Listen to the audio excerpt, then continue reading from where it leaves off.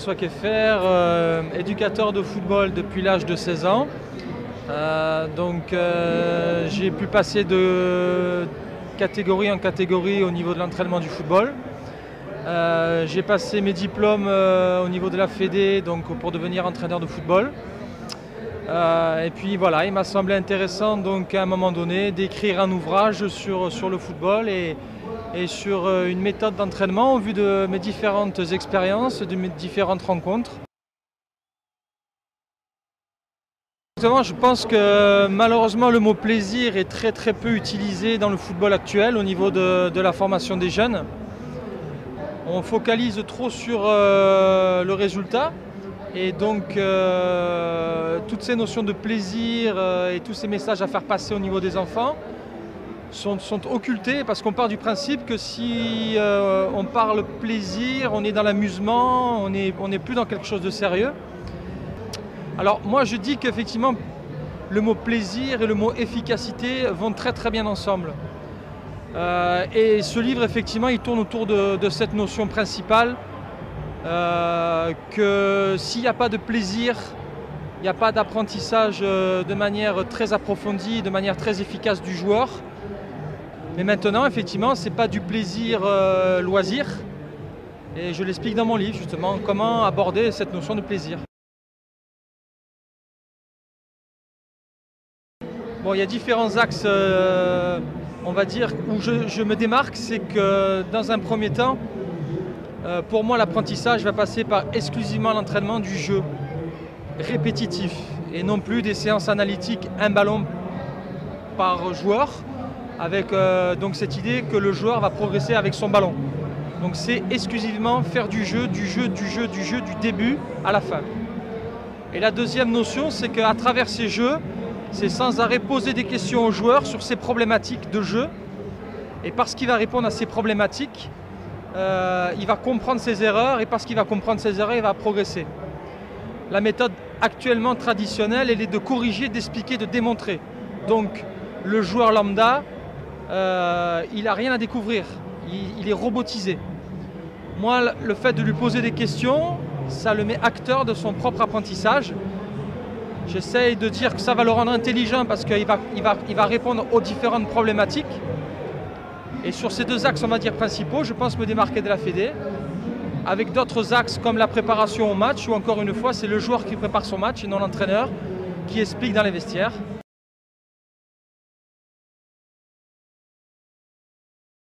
Non seulement elle s'applique à toutes les catégories, mais je pense que les centres de formation en France devraient s'en inspirer.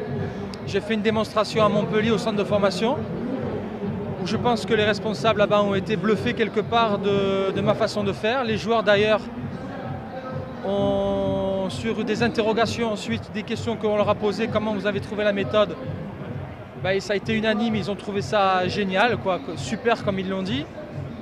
Donc je pense qu'effectivement dans toutes les catégories, à tous les niveaux d'âge, c'est une méthode pédagogique. Donc elle peut être adaptée ensuite à tous les niveaux. Je l'ai essayé au rugby, ça marche. Je l'ai essayé dans le monde du travail, ça marche. C'est simplement de la relation humaine. J'ai voulu d'abord réfléchir sur l'humain avant de réfléchir sur le football, sur mes 10 années de travaux. Et j'en arrive à cette conclusion que voilà, l'être humain, il faut le solliciter avant tout, faire travailler, comme je dis, la mémoire dite du long terme. Ça veut dire qu'il enregistre des informations et non pas qu'il les évacue et qu'il y ait trop de perdition. Et ma foi, cette méthode, en tous les cas, pour moi, aujourd'hui, elle répond à ces problèmes.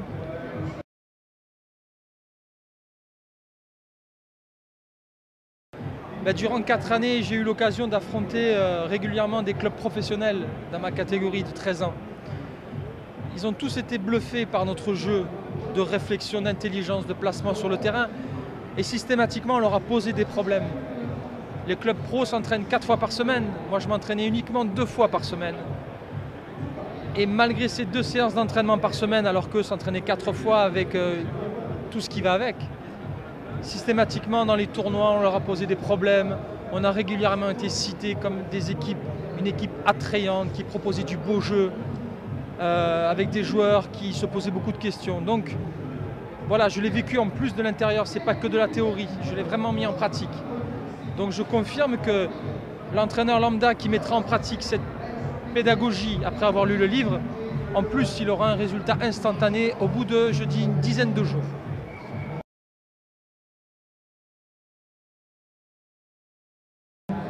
Moi, je suis effectivement en opposition par rapport à tout ce qui se fait actuellement en France et j'aimerais un peu qu'on soit sur le modèle espagnol, ce qui actuellement, bon, depuis plusieurs années, ça ne date pas des résultats à court terme de l'Espagne au niveau du championnat d'Europe.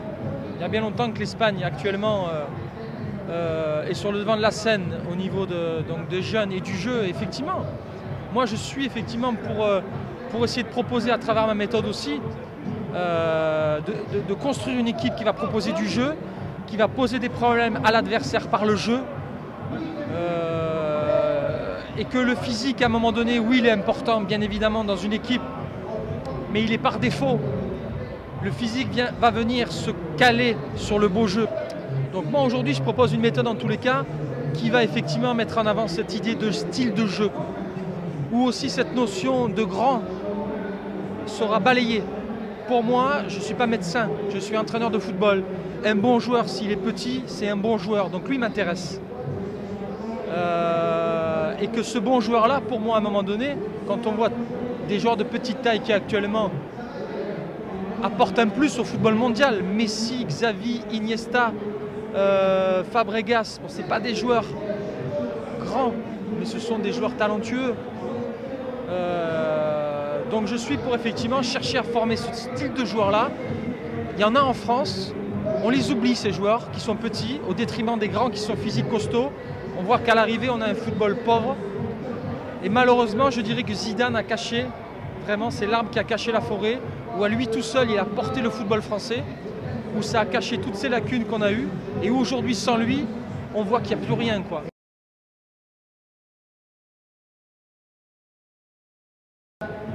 Le jeu à la nantaise qu'on a lapidé, ça faisait partie du patrimoine français. On a toujours dit le jeu à la nantaise, on n'a jamais dit le jeu à la parisienne, le jeu à la marseillaise, le jeu à la strasbourgeoise. On a dit le jeu à la nantaise parce que José Arribas a construit quelque chose. Et effectivement, même la France, à un moment donné, a pu un petit peu s'en inspirer à l'époque d'Hidalgo, même si, bon, il avait aussi son style à lui. Mais effectivement, on est nostalgique de ce jeu.